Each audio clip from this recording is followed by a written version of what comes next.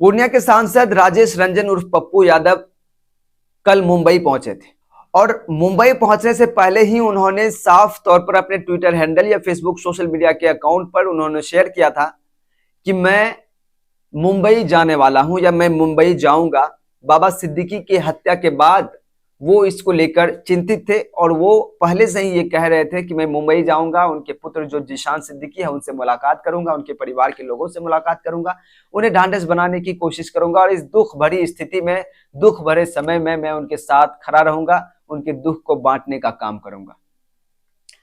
ये कोई नई बात नहीं है पप्पू यादव के लिए, क्योंकि पप्पू यादव आए दिन जहां भी किसी की मृत्यु होती है या फिर कोई घटना घट जाती है तो सबसे पहले पप्पू यादव पहुंचते हैं। देश के कोई नेता पहुंचे ना पहुंचे, पप्पू यादव का पहुंचना वहां लाजमी होता है और सबसे पहले पप्पू यादव पहुंचते भी हैं और सिर्फ पहुंचते हैं बल्कि वहां पर जाकर उसकी आर्थिक मदद भी करते हैं, उनको ढांढस भी बंधाते हैं। अब इसी को लेकर पप्पू यादव ने कुछ दिनों पहले सोशल मीडिया पर पोस्ट भी किया था, लेकिन उससे पहले की जो बात है शायद आपको जान लेना बेहद जरूरी है कि उससे पहले उन्होंने जब बाबा सिद्दीकी की हत्या मुंबई में कर दी गई थी गोली मारकर, उसके बाद उन्होंने ट्वीट किया था कि ये देश है या हिजड़ों का फौज। क्योंकि बाबा सिद्दीकी इतने बड़े नाम, इतनी बड़ी हस्ती को मुंबई में सरेआम गोली मारकर उसकी हत्या कर दी जाती है, लेकिन न कानून न प्रशासन न कोई उसको उसकी रक्षा कर पाती है, जबकि उसके पास Z+ की सिक्योरिटी थी फिर भी उसकी हत्या हो जाती है। आखिर ये कैसे? इस पर उन्होंने सवाल उठाया था, साथ ही उन्होंने कहा था कि ये देश है या हिजड़ों का फौज, इसी वजह से उन्होंने इस शब्द का इस्तेमाल किया था, जिस पर जो है कि काफी चर्चाएं भी हुई, काफी विवाद भी हुआ। कई लोग इसका विरोध भी कर रहे थे कि आखिर पप्पू यादव ने ये भूल कैसे कर दी या फिर पप्पू यादव ये गलत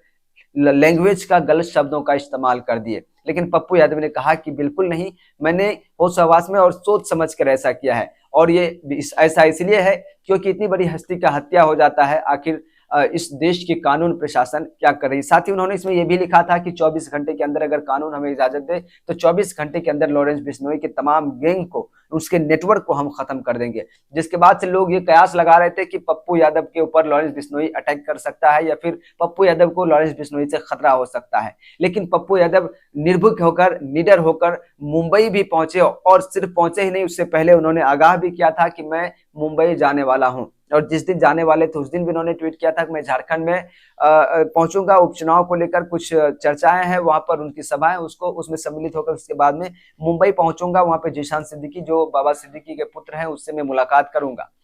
उसके बाद उन्होंने पहुंचा भी और वहां पर जाकर जीशान सिद्दीकी से उन्होंने मिला भी, उनसे चर्चा भी की, उन्हें ढांढस में बनाने का काम किया और उसके हर सुख दुख में, दर्द में वो खड़े रहने की बात भी पप्पू यादव ने कहीं ना कहीं उससे कहा, उसे ये उम्मीद दिलाया। जहां एक तरफ कोई भी नेता, कोई भी बड़े नेता या कोई भी नामचीन हस्ती जो है कि उसके पास मिलने के लिए या फिर उन्हें ढांढस बंधाने के लिए उसके घर पर नहीं पहुंचे, लेकिन वहां पप्पू यादव पहुंचे, एक बहुत बड़ी बात होती है।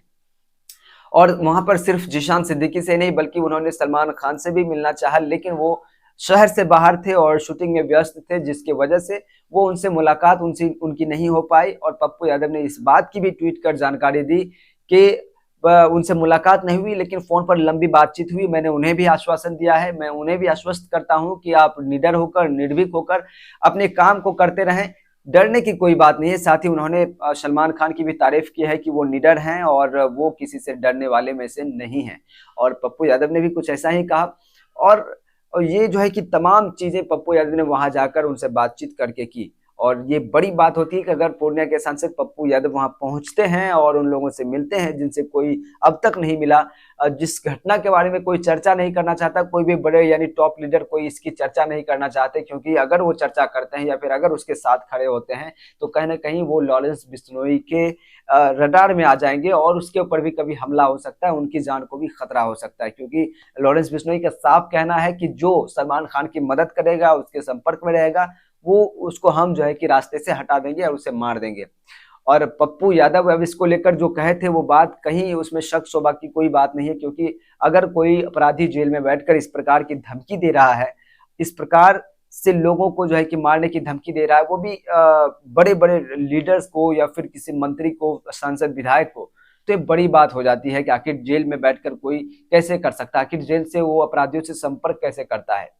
खबरें तो ये भी सामने आते रहते हैं कि उन्हें जो है कहीं ना कहीं अंदर से फोन की सुविधा मिल जाती है, जिससे वो बाहर संपर्क कर सकते हैं, बातचीत कर सकते हैं। कई बार ऐसा भी खबरें सामने आई है कई बार कि उन्हें जो है कि जूम मीटिंग में भी देखा गया है, वो जेल में बैठकर ही जूम मीटिंग भी करते हैं, जूम कॉल भी करते हैं। तो ये बहुत बड़ा जो है कहीं न कहीं हमारे देश के लिए जो है कि बुरा खबर है और कानून प्रशासन के लोगों के लिए जो है बहुत जो है कि शर्मिंदगी की बात है कि आखिर उनके मौजूदगी में, उनके संरक्षण में ये सब हो रहा है कहीं न कहीं। अगर ऐसा नहीं तो आखिर जेल में बैठकर कोई अपराधी इतनी चीज़ें कैसे कर रहा है, बाहर लोगों से संपर्क कैसे कर रहा है। हालाँकि इसी चीज़ को लेकर पप्पू यादव ने लिखा भी था कि कानून अगर हमें इजाज़त दे तो मैं 24 घंटे के अंदर उसका खात्मा कर दूँगा, उसकी पूरे नेटवर्क का, और संवैधानिक तौर पे अगर संविधान अधिकार दे तो। लेकिन कुछ लोग इसको लेकर विरोध भी किए थे और विरोध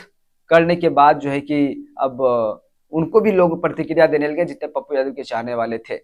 लेकिन सबसे बड़ी बात दोस्तों इसमें एक नई चीज़ें और भी निकल कर आ रही है। ऐसा बताया जा रहा है कि बाबा सिद्दीकी के मर्डर में अब कुछ लोगों का ये भी कहना है कि लॉरेंस बिश्नोई गैंग का हाथ नहीं है। ये मर्डर या फिर ये हत्या किसी और ने करवाई है, लेकिन इस हत्या का आरोप वो अपने सर पे ले लिया है और इस चीज़ को लेकर लॉरेंस बिश्नोई को कहीं न कहीं खुलकर सामने भी आना चाहिए, उन्हें कहना भी चाहिए जैसे पहले उन्होंने कहा है कि ये घटना, ये हत्या उन्होंने करवाई है या नहीं करवाई है। अब इस प्रकार से जब घटना घट रही है तो लोगों का आशंका ये भी जाता है कि क्या मुंबई में अंडरवर्ल्ड डॉन जो होता था पहले, जैसे पहले दाऊद इब्राहिम थे, अंडरवर्ल्ड डॉन थे जिसका मुंबई पे राज था, क्या फिर से वो दौर जो है कि लौटने वाला है? क्या फिर से मुंबई अंडरवर्ल्ड के घेरे में आ सकता है या फिर उनका वहाँ पे चल सकता है? ऐसा भी कयास लगाया जा रहा है। अगर ऐसा होता है तो कहीं न कहीं मुंबई फिर से पीछे चले जाएगा, जिस समय जब पिछले कुछ सालों पहले जो है कि वहाँ पे एक डॉन का जो है कि कब्ज़ा था मुंबई के अंदर, बिना उसकी अनुमति के कुछ नहीं हो सकता था। तो बड़ी मुश्किल से प्रशासन या सरकार वहाँ से इस चीज़ को ख़त्म कर पाई, लेकिन अब फिर से उसका कहीं न कहीं कहर जो है कि बढ़ने वाला है, अगर इस चीज़ पर लगाम नहीं लगाया गया, अगर इस पर रोक नहीं लगाई गई तो। हालाँकि ये तमाम सवाल हैं, लेकिन पप्पू यादव ने जो हिम्मत करके काम करने का काम किया है, वो बहुत ही जो है कि काबिल तारीफ़ है, क्योंकि बहुत कम ही लोग ऐसे हैं जो किसी के ख़ासकर बाबा सिद्दीकी के मर्डर के बाद खुलकर सामने आए हैं और लॉरेंस बिश्नोई का विरोध किया है। अब इन चीज़ों को लेकर आपकी क्या प्रतिक्रिया है? आप पप्पू यादव को लेकर क्या सोचते हैं? सलमान खान या फिर जीशान सिद्दीकी, उनके पिता की मर्डर जो हुई, बाबा सिद्दीकी, इन तमाम केस में आप क्या सोचते हैं? अपनी प्रतिक्रिया कमेंट बॉक्स में ज़रूर लिखें। वीडियो को लाइक करें और ज़्यादा से ज़्यादा शेयर ज़रूर करें। साथ ही चैनल पर नए चैनल को सब्सक्राइब कर लें ताकि इसी तरह की तमाम अपडेट आप तक पहुँचती रहे। हमें दीजिए इजाज़त। नमस्कार।